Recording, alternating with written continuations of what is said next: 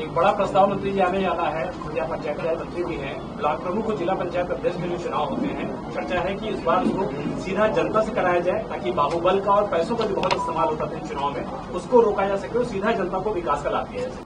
देखिए, इस बात को लेकर के मैं 4 बार मुख्यमंत्री जी से खुद मिल चुका।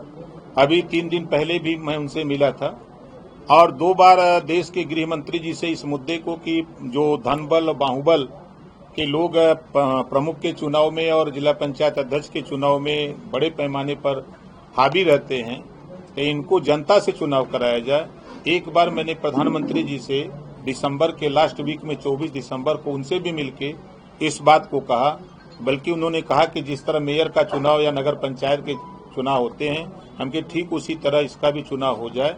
तो जनता चुनेगी, तो जो धनबल और बाहुबल के लोग हैं तो उनका उसमें बहुत हस्तक्षेप नहीं हो पाएगा। ऐसा आश्वासन हमारे देश के गृह मंत्री माननीय अमित शाह जी ने भी दिया, हमारे सूबे के मुख्यमंत्री योगी आदित्यनाथ ने भी दिया।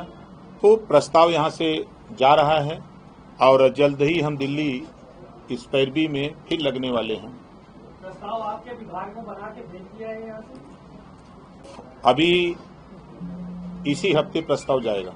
और दूसरा एक सवाल और था कि ये अब्बास अंसारी की जो सीट खाली हुई है, सजा हुई है, क्या इसको लेकर हाईकोर्ट वगैरह आप जाएंगे, क्योंकि आपका विधायक था कि चुनाव का इंतजार करेंगे? नहीं, देखिए, अब विधायक अगर जाता है तो हम भी उसके साथ हैं भाई, पार्टी का होने के नाते।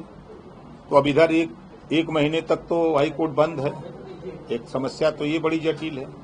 धीरेन्द्र शास्त्री ने बलि प्रथा पर आपत्ति जताई है और कुर्बानी पर रोक लगाने की मांग की। अब देखिए, धीरेन्द्र शास्त्री जी बलि पर रोक लगाने की बात कर रहे हैं। हम तो घूम के देख रहे हैं कि अलग अलग धर्मों के अलग अलग लोग अपना बलि चढ़ा रहे हैं। कोई मुर्गा चढ़ा रहा है, कोई भेड़ा चढ़ा रहा है, कोई खसी चढ़ा रहा है, कोई कुछ कर रहा है। राजभर जी, केशव प्रसाद मौर्य जी कह रहे हैं कि जो देश का बंटवारा था भारत का 1947 में, वो कांग्रेस का पहला देशद्रोह है। देखिए, कांग्रेस हमेशा देश के खिलाफ रहती है।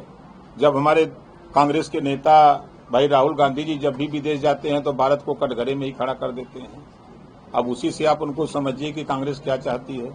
कांग्रेस अगर चाहती तो आज देश के महापुरुषों का सम्मान करती न। कांग्रेस की सरकार में कभी सरदार वल्लभ भाई पटेल की मूर्ति लगी, कभी राजभर महाराजा सुहेलदेव जी की लगी, कभी महाराणा प्रताप की लगी, पंडित दीनदयाल उपाध्याय की लगी। ये महापुरुषों के विषय में नहीं जानते। तो ये लोग देश के लिए 60 साल शासन किए हैं। 60 साल में इन्होंने क्या किया है वो खुद बयां करते हैं।